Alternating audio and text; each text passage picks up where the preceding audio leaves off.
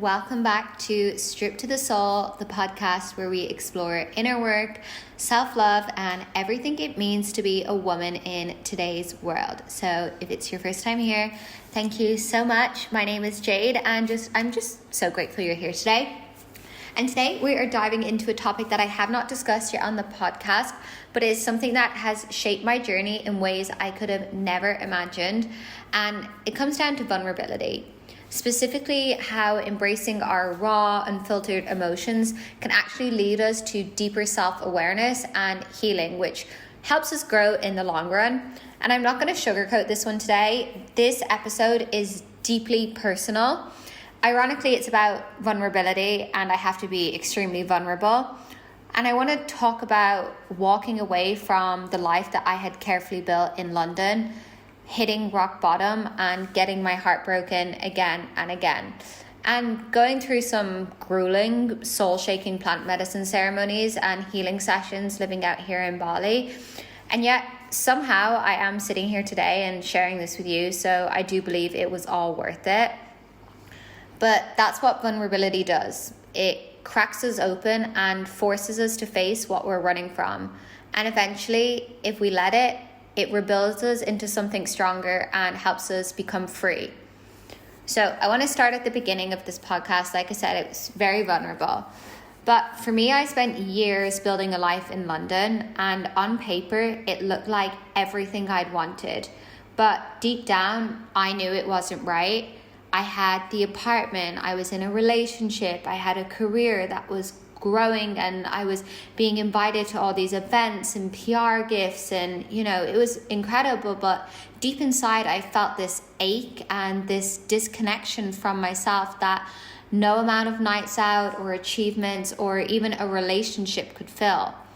And I'll never forget the moment I realized that I had to leave. I was standing in my little London flat, staring out at the city skyline, and I felt this overwhelming wave of grief for the person I was pretending to be, and for the dreams that I had ignored, and the version of myself that I was slowly losing without even realizing. And leaving my life in London, it wasn't glamorous by any means, and as much as social media can make it look like that, it wasn't some grand romantic adventure. It was messy, and I was scared out of my mind.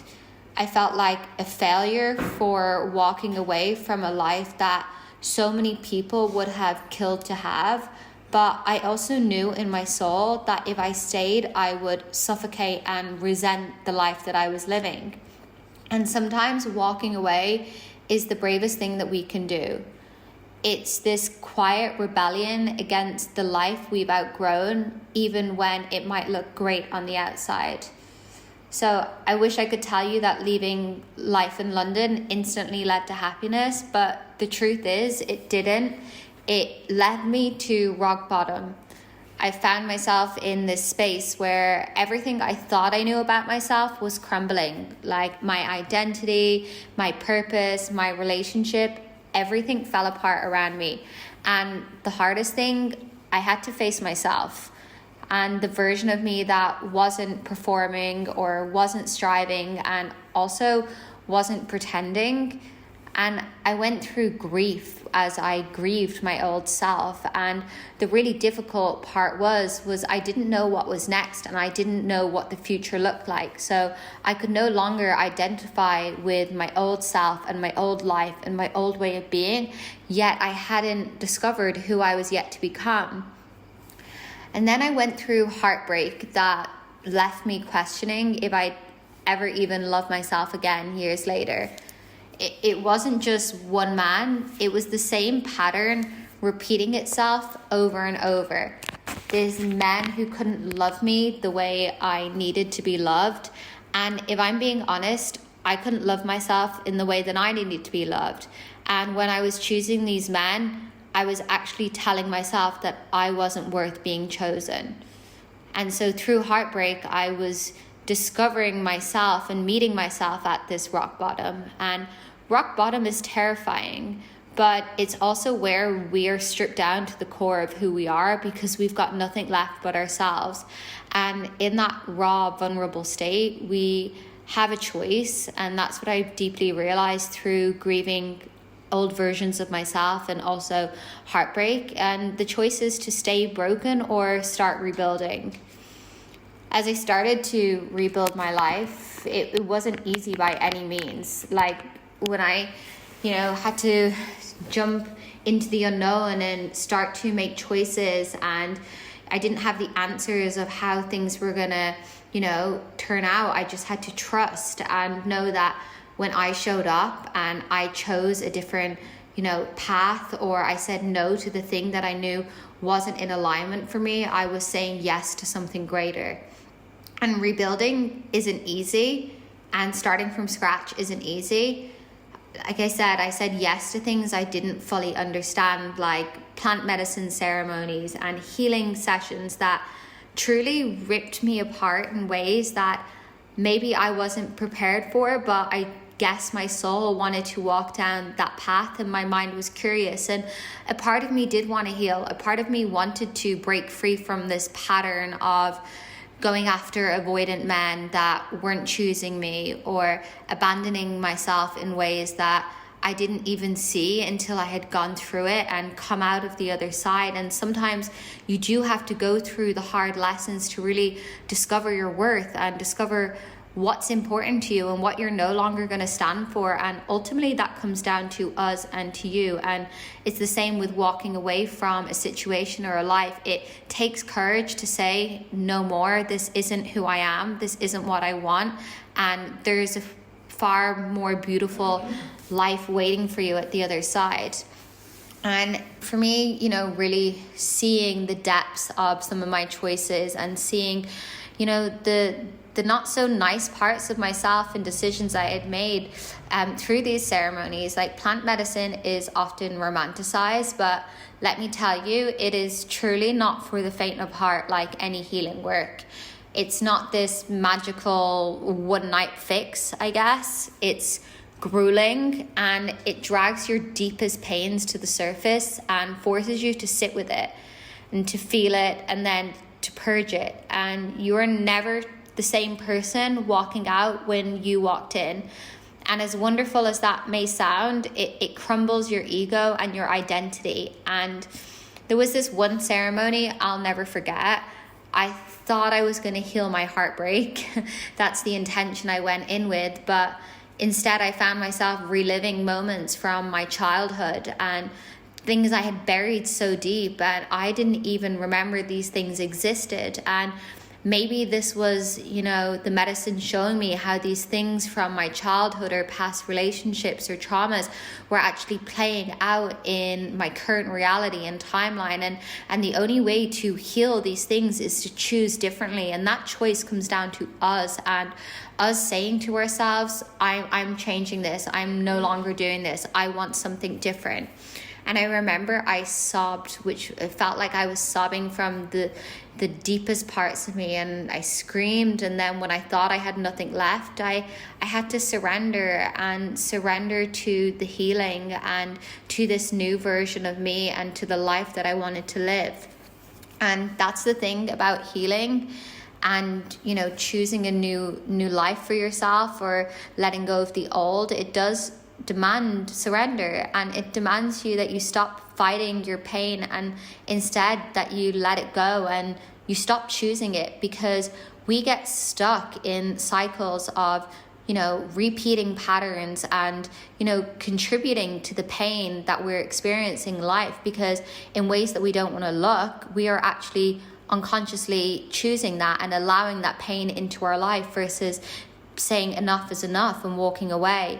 And though those ceremonies, they were difficult, I learned that being vulnerable isn't a weakness, and opening your heart and really, being truthful with yourself and being, afraid of the future, but still choosing to make that choice that is right. Like, that is a superpower.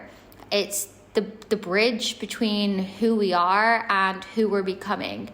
And the places I have been and the visions I have seen are a forever part of me, just like the things that have happened to me in life, like the heartbreak and the lessons and all the trauma. It's a part of my story, but it's how I move forward with my life and choose differently that's going to give me a different outcome in the long run. And looking back now, I can see that every heartbreak, every moment of despair, every tear that I shed in those ceremonies or crying in my bed was leading me here to this moment, to purpose, I suppose, that although still isn't perfect or in any means where I want to be, it does feel deeply aligned and something that I'm passionate about, and I'm proud of the woman I am now despite everything that I've gone through. Again, I feel sometimes purpose can feel a little glamorized, like you finally find your purpose and it all clicks, but that's not truth either. It does require hardship and failure and lessons along the way, but also the purpose feels like the fuel that keeps you going because you know your why and why you're doing it. And the same goes for relationships. They're not easy and they can sometimes be glamorized, but you know, there's lessons and healing that happens along the way, but you need to know the why as to why you're doing it. And the pain that I've experienced in my life, like I said, this is vulnerable. I do see how it wasn't pointless, although it was painful. It was the catalyst for me transforming my life and getting out of old patterns and changing the course of my life entirely. And the same can be true for you. Whatever you're going through right now or whatever you've been through, no matter how dark or hopeless it feels, there is purpose in your pain, and you will start to see it if you allow yourself to truly look at it and see, you know, it's a piece of your story in who you're becoming. And being vulnerable is the key. It's about opening your heart and letting yourself feel even when it's uncomfortable. Like every ceremony, every therapy session, every time I cried myself to sleep in bed at night, this vulnerability allowed me to see the parts of myself that needed healing. And in order for me to heal them, I had to look at them and say, no more. It's about showing up for yourself, even when you don't have the answers, you don't know what's next. It's still putting yourself first. And it's saying yes to doing the thing that feels scary. And it's about trusting that the cracks in your heart, I guess, are where the light gets in. So I wanted to give, you know, a little bit of practicality in this story of my journey, of what I've gone through in ways, and how we can embrace being more vulnerable and a little bit fearless amongst the fear.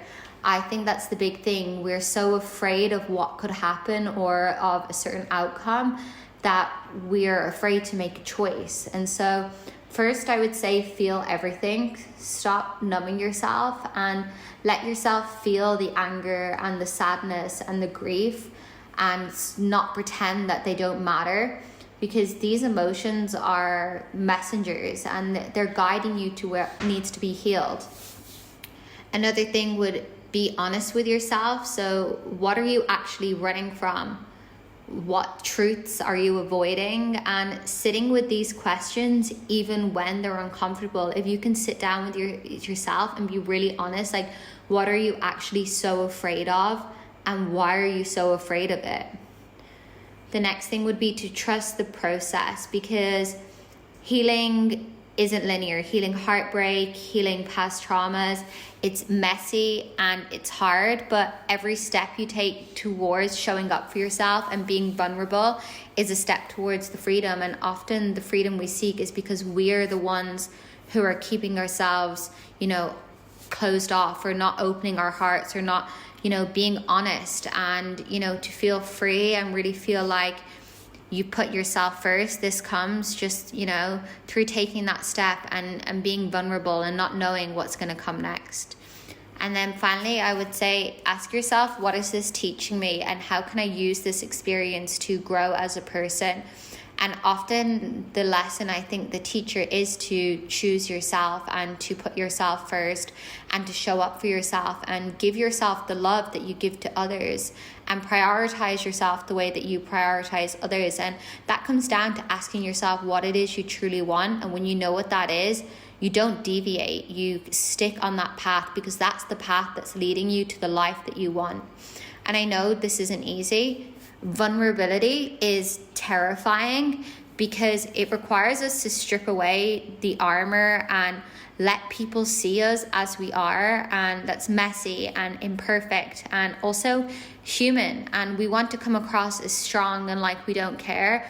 But it's the most liberating thing you'll ever do, is to be like, this is who I am and this is what I want, and that's it. Because the life that you're craving, and the one that feels aligned and authentic and wholehearted, is on the other side of being vulnerable and truly seeing yourself for everything that you are, everything that has shaped you, and everything that you're worthy of. So just let that land, because you are worthy of so much, but it's up to you to choose it. So I wanted to say thank you for choosing to listen to this podcast today, and for being on my own journey with me. And I wanted to say thank you for letting me share kind of pieces of my story with you and what I've gone through, because it hasn't been easy. I've been to some really dark places, and I've been through some things that I couldn't see the way out, and it was truly up to me. And knowing what I wanted for my life and knowing what was possible for me, it was this that kept me going. But I had to be the one to take that step and say yes to the things that could help me, and say no to the things that were holding me back or keeping me stuck and keeping me in cycles of pain and trauma, and ultimately choosing differently. So if this episode did resonate with you, please share it with someone who you think might need it, or leave a review. And I just want to say, you are so much stronger than you think. And I know through pain and difficulty, and when you're navigating healing, you don't feel that way. You feel weak, and it feels hard to make decisions and choices, but that strength is within you, and you have to be the one to see that. So I just want to share that with you today. So until next time, stay strong, stay true to your soul, and I love you so much. Bye.